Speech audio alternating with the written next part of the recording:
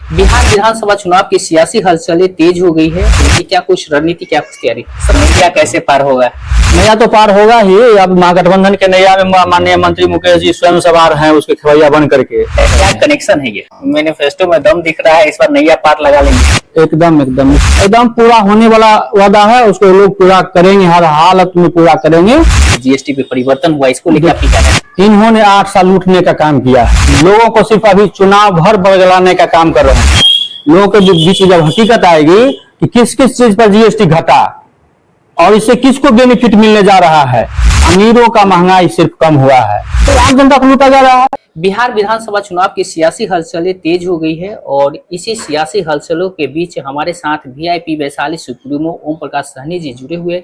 इनसे बात करते हैं आखिर बिहार विधानसभा चुनाव को लेकर क्या कुछ रणनीति, क्या कुछ तैयारी। सबसे पहले स्वागत है। बहुत बहुत धन्यवाद, प्रणाम, नमस्कार आपके जनवार्ता न्यूज के दर्शकों का मैं ओम प्रकाश जी, नैया कैसे पार होगा? नैया कैसे पार होगा? नैया तो पार होगा ही। अब महागठबंधन के नैया में माननीय मंत्री मुकेश जी स्वयं सवार हैं उसके खवैया बन करके। तो इस नाव को तो कोई रोक नहीं सकता है, इसको तो नाव पार होना ही है, नदी पार होना ही है। इसमें कोई इब्बत का कोई बात नहीं है कि हम लोगों का पूरे बिहार के निषाद समुदाय और अति पिछड़ा, पहले तो निषाद समुदाय ही को एकत्रित करने का हमारे मंत्री जी काम किए। जो निषाद समुदाय के 22 उपजाति थे, सभी को एक मंच पर ले आए, सभी ने इनको नेता मान लिया। और उसके बाद जब निषाद समुदाय को एक कर लिए, उसके बाद से अति पिछड़ा पर इनका नजर है और अति पिछड़ा पर काम कर रहे हैं। क्या लग रहा है, बिहार विधानसभा चुनाव के पहले मैनिफेस्टो जारी होता है और आपकी जो प्रमुख मांगे होता है उसे शामिल कर लिया जाता है, क्या कनेक्शन है ये? अभी जो है दिल से दिल जुड़ा हुआ है। माने जो हम लोग जो धरातल पर जो देखिए, दिल से दिल क्या जुड़ा कहिएगा, क्योंकि वो भी आम जनता के बीच से आते हैं, प्रत्येक दिन आम जनता से मिलते हैं और क्षेत्र में प्रत्येक दिन घूमने काम करते हैं, एक दिन में बैठे नहीं रहते हैं और गरीबी से वो भी आगे निकले हैं और यहाँ तक पहुंचे हैं। एक गरीब का दर्द वो समझते हैं, तो गरीबों का जो दर्द होता है, तो हम भी समाज के बीच में रहते हैं, मेरा भी गांव में घर है, तो मुझे अभाव नहीं है। जिस तरह से उन्हें तो स्वयं अपने से कमा कर कोई किस तरह का उनको अभाव को दूर किए हैं, लेकिन हम लोगों के तो थोड़ा सा पूर्वज मेरे दादाजी पिताजी सब कुछ छोड़ कर गए हैं, जिसके कारण हम लोगों को भी अभाव नहीं है। लेकिन मेरे बगल में जो अभाव होता है और मेरे समाज के लोगों को मैं जब देखता हूँ, गरीब अति पिछड़ा दलित को जो देखता हूँ अभाव, और उसका जो सरकार जब से मैं प्रमुख बना हूं तो वहां भी देखता हूं कि लोगों को अतिक्रमण हटाने के लिए जब उसके ऊपर नोटिस जाता है तो उसके ऊपर क्या बीतता है,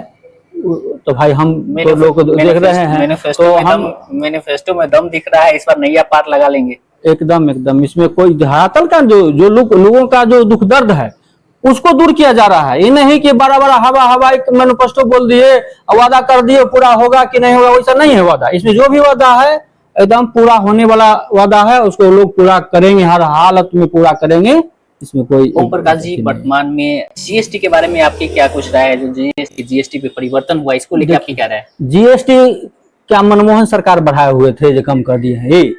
इन्होंने 8 साल लूटने का काम किया है और आज जो है सो दिखला रहे हैं जनता को कि हमने जीएसटी कम करने का काम किया है। इनको कहना चाहिए कि मुझसे जो भूल हुआ है उसको मैंने सुधार करने का काम किया है और आपका जो पैसा, मैं जनता का जो पैसा लिए हैं उसको मैं आपको सूद समेत आपको मान लौटा रहे हैं, ऐसा इनको बोलना चाहिए। लोगों को सिर्फ अभी चुनाव भर बदलाने का काम कर रहे हैं।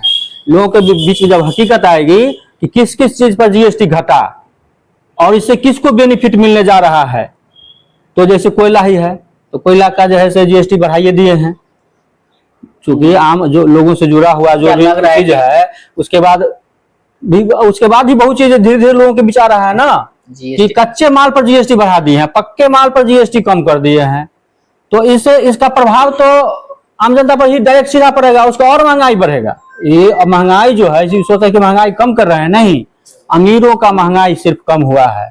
पढ़ाई में हमारे ऊपर 18% जीएसटी लगाया गया है, तो शिक्षा तो इतना जरूरी चीज है, सरकार कहती है कि सभी को शिक्षा देना है, तो उस पर जीएसटी लगाने का क्या तुक बनता है? उसमें गरीब अमीर सभी का बच्चा पढ़ता है, तो गरीब से भी 18% ले रहे हैं, किस हिसाब से ले रहे हैं? जो दवाई है, जो हॉस्पिटल है, हॉस्पिटल में लोग भर्ती होता है तो वहां पर तो एक पैसे के लिए लोग तरसता है, तो उसमें भी जीएसटी सरकार को माने हम बीमार पड़ेंगे तो बीमारी में से मेरे बीमारी में से भी सरकार को जीएसटी चाहिए, और वो कहते हैं कि हम जनता के लिए काम कर रहे हैं। तो इस तरह से भाई जनता के लिए आप काम बताइए। हमारा जो बिल बनता है हॉस्पिटल में जाते हैं तो उसमें जो है जीएसटी लिया जाता है, 18% जीएसटी लिया जाता है। सरकार का जो सरकार जो डॉक्टर जो सामान खरीदता है, इक्विपमेंट जो खरीदता है, जांच का मशीन खरीदता है किसी को, उस पर से 18% 28% लिया जाता है। क्यों लिया जाता है? सीधे तौर पे जीएसटी के बारे में आपका एक अगर शब्द बोला जाए, एक वाक्य में बोला जाए, तो क्या कहेंगे जीएसटी के बारे में? जीएसटी के माध्यम से आम जनता को लूटा जा रहा है। थोड़े कोई माने अति के लिए सोना पर 3% जीएसटी है। क्यों भाई 3% उसको कीजिए ना 20%, 50%, 100% कीजिए ना। अब सिनेमा देखने वाला को भी 18% जीएसटी है, और शिक्षा में स्कूल में जो कोचिंग में पढ़ने जाता है विद्यार्थी उसको भी 18%। क्या इसका सरकार का क्या मंशा है? इंटरटेनमेंट के लिए और पढ़ाई दोनों को समान मानते हैं? बिहार की राजनीतिक में है यहाँ पर, और बिहार में मुख्यमंत्री द्वारा 10,000 रुपया दिया जा रहा है। मुख्यमंत्री अब ये तो एकदम वोट खरीद रहे हैं, वोट खरीदने की कोशिश कर रहे हैं। ये तो आरोप लगा रहे हैं आप। नहीं, आरोप नहीं लगा रहे हैं, हकीकत है। किसी से इस तरह का मतलब क्या हुआ कि कल चुनाव है, कल चुनाव का घोषणा होने जा रहा है, आज आप पैसा दे रहे हैं, 10,000 रुपया दे रहे हैं, तो रोजगार के लिए पैसा देना था, इतना दिन से कहाँ थे आप? इससे पहले दे सकते थे, इससे पहले भी दे सकते थे। इससे पहले भी जो आपने पिछले चुनाव में वादा किए वो वादा पूरा नहीं किए और नया लेकर बैठ गए, तो क्या कहना चाहते हैं आप? कि बस खाली हमको कुर्सी एकदम चाहिए। हम देखे हैं, कल एक वीडियो देखे हैं, रात में अचानक देख रहे थे फेसबुक पर, तो एक वीडियो आया है जिसमें हमारे माने महागठबंधन के नहीं आरजेडी के प्रदेश महासचिव हैं, वो उनसे बात कर रहे हैं, जीविका के बीपीएम होते हैं, तो वो 500,000 महिला को बैठाए हुए हैं और वही 10,000 रुपया वाला चल रहा है कार्यक्रम। भाई माने हमारे मंत्री जी जो है सो अभी इसका उद्घाटन कर रहे हैं, 10,000 रुपया सभी खाता में बटन टिप रहे हैं, सभी खाता में जा रहा है। उस समय बगल में एक विधायक जी भी है और एक बीजेपी के कार्यकर्ता भी है, नेता भी है, जो कहते हैं कि सभी लोग भाई बीजेपी को वोट दीजिएगा कि नहीं दीजिएगा, हाथ खड़ा कीजिए। सभी लोग से हाथ जबरदस्ती खड़ा करवाया जाता है, डर से सब, जिसको नहीं भी मन है खड़ा करने का उन लोग से भी खड़ा करवाया जाता है। तो ये तो एक तरह का महिलाओं का जैसे शोषण किया जा रहा है। पैसे के नाम पर गरीब महिला है तो उसको पैसे के 10,000 रुपया में आप वोट खरीदने का आप काम कर रहे हैं। ये आपको इतिहास में बताया जाएगा ना भाई, अभी थोड़े, तो आपको परिणाम जब आएगा तब देखिएगा क्या आप कितना बड़ा गलती कर रहे हैं, वो तो आप भविष्य में आपको पता चलेगा।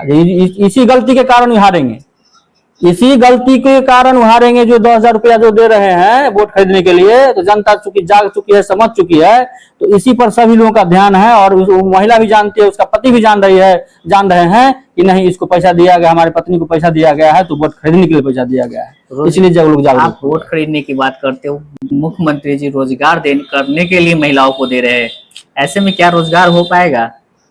10,000 रुपया में रोजगार होता है भैया इस जमाना में? तो 10,000 रुपया तो जैसे डेली जैसे महिलाओं को जीविका के माध्यम से ऐसे भी मिलते रहा है, माइक्रो फाइनेंस से सबको मिलते हैं। अभी 10,000 5,000 का उसको कोई अच्छी फिक्र है अभी के समय में?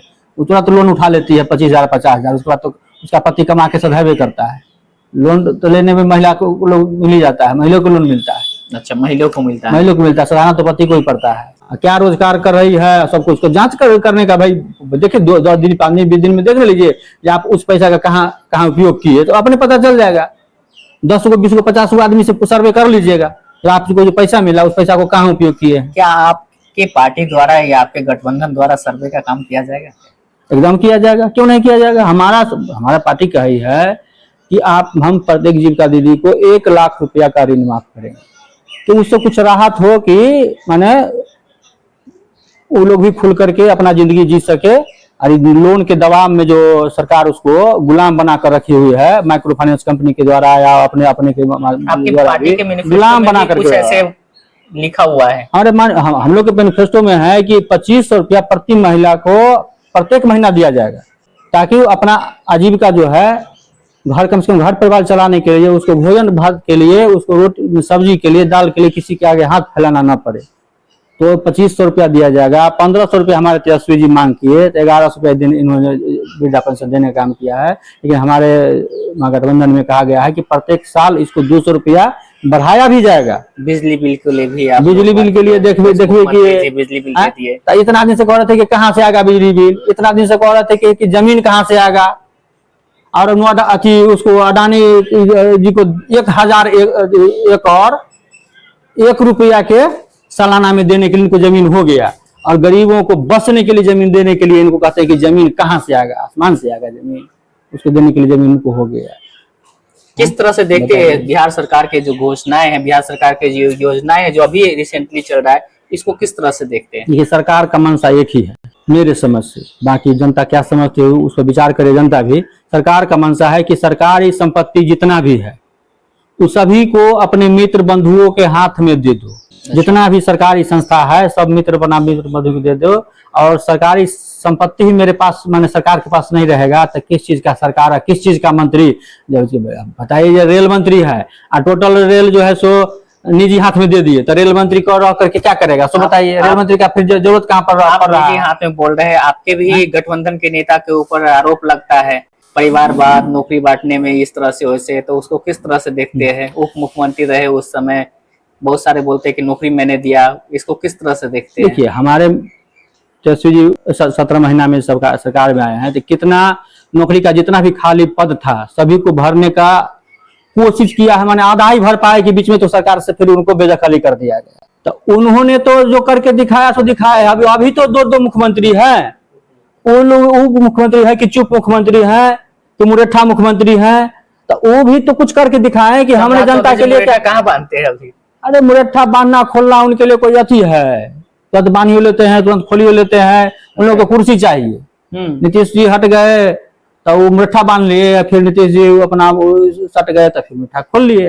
तो उन लोगों को कुर्सी चाहिए, मंत्री पद चाहिए, मुख्यमंत्री उपमुख्यमंत्री, लेकिन काम के लिए कुछ नहीं चाहिए। अभी उप मुख्यमंत्री है तो कुछ काम करना चाहिए जनता के लिए ना, कि खाली भाषणबाजी से होगा। प्रशांत किशोर के द्वारा एनडीए गठबंधन पे कहीं ना कहीं जो नेता है उस पे एकदम कहे तो खुला वार किया जा रहा है, इसको किस तरह से देखते हैं? देखिए, प्रशांत किशोर जी बीजेपी के साथ भी रहे हैं और नीतीश कुमार जी के भी साथ रहे हैं। दोनों को सरकार माने बनाने में मदद किए हैं, या पैसा लेकर ही मदद किए हैं, क्योंकि उनका पेशा था। तो पेशा था, उनका तो धंधा था, उनका बिजनेस था कि गलत को सही रूप में या सही को गलत रूप में लोगों के बीच में क्या दे कि लोग पसंद करके इनको वोट देने का काम करे। लेकिन चूंकि उनके साथ रहे हैं तो उनके हर जहां जो भी वो लोग चोरी बेईमानी किए हुए हैं तो सब तो इनको पता है, तो वो एकदम बात एकदम सामने ला रहे हैं। तो उनको सच्चाई पता है ना। जब आप मेरे साथ रहिएगा तो मेरा हर अच्छा और बुराई, मेरे पास कहाँ क्या जमीन है, मेरे पास कहाँ घर है, मेरा सर संबंधी कहाँ है, आप तो सारा चीज जानिएगा ना। बिहार तो सारा चीज जान रहे हैं। बिहार विधानसभा चुनाव होने हैं, ऐसे में इस तरह का आरोप किसी पे लगाना और आरोप के लिए लगाना, आरोप तरह से देखते हैं? आरोप नहीं लगा रहे हैं, वो तो प्रूफ दे रहे हैं। कहते कि मैंने अगर आप आरोप लगाया है तो आप जाकर केस कीजिए, और नहीं तो उसके पीछे सफाई दीजिए। ये तो कुछ नहीं कर रहे हैं लोग, चुपचाप गुम लाद दिए हैं और मैनेज करने की फेरा में होंगे। चलिए ओम प्रकाश जी, लंबी समय से आप पंचायती राज व्यवस्था से लेकर प्रखंड प्रमुख तक के पहुंचे हैं, आगे भी आपकी जो तैयारी है उसको लेके महनार विधानसभा में क्या कुछ माहौल?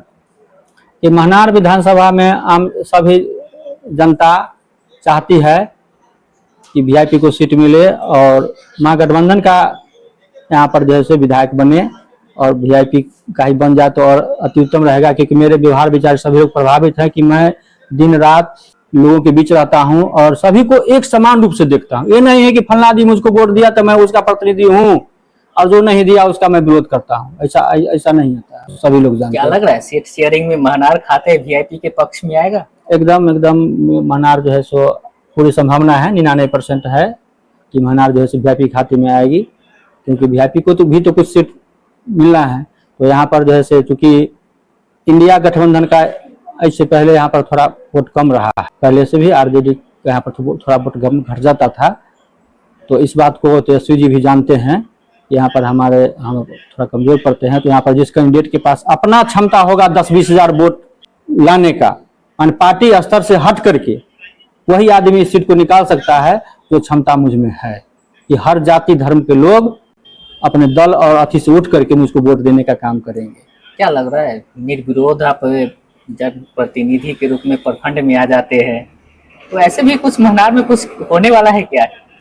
देखिए भैया, निर्विरोध तो इसमें नहीं होगा, क्योंकि निर्विरोध तो बीजेपी ही करवा लेती है कि कांग्रेस जैसा प्रत्याशी को भी जैसे गुजरात में हम लोग देखे हैं कि रिटर्न करवा दिया गया कि, और लोकसभा निर्विरोध वो लोग करवा लेता है। तो ये क्षमता तो बीजेपी के पास भी है। हम लोग तो चुनाव लड़ कर आएंगे। अच्छा, हम लोग चुनाव लड़ के आएंगे और चुनाव में माने उसमें अधिक मतों से जीत कराएंगे। इसमें कोई माने रिकॉर्ड मत से जीत कराएंगे। क्या गठबंधन में सीट बरकरार रहेगा? ये एकदम एकदम रहेगा। कितनी परसेंट? सीट आएगा एकदम 99% है। 1% में तो ऊपर के लोगों का जो अथी है, लेकिन हम लोगों को जो जैसा लग रहा है कि वीआईपी को दे देने में महागठबंधन को फायदा है कि सीट भी निकल जाएगा और एक कहीं ना कहीं तो जगह देना ही है। मनार ही दे देने में क्या हर्ज बनता है। चलिए, अपना बहुमूल्य समय दिए इसके लिए बहुत बहुत धन्यवाद। चलिए, आपके चैनल को बहुत बहुत धन्यवाद। प्रणाम, नमस्कार। सुन रहे थे, ये हमारे साथ वीआईपी सुप्रीमो है और उन्होंने बेबाकी से अपनी बात रखी है। बिहार सरकार की जो योजनाएं हैं, इन दिनों जो घोषणाएं होते हैं, उन घोषणाओं पे खुल के बात रखी है। चाहे वो केंद्र की भी अगर ये बात कर ले, वो लेके इन्होंने अपनी बात रखी, इनकी राय है। इस पे आपकी क्या कुछ राय है जरूर बताया। खास करके बताते चले कि महनार विधानसभा क्षेत्र से बड़ी तैयारी करके रखे हैं और महनार विधानसभा क्षेत्र में वीआईपी के अगर झोले में आते तो इसके लेके इन्होंने अपनी पक्ष रखे हैं। आपकी क्या कुछ राय है जरूर बताएं। अन्य खबर देखने के लिए आप बने रहे जनवार्ता न्यूज के साथ।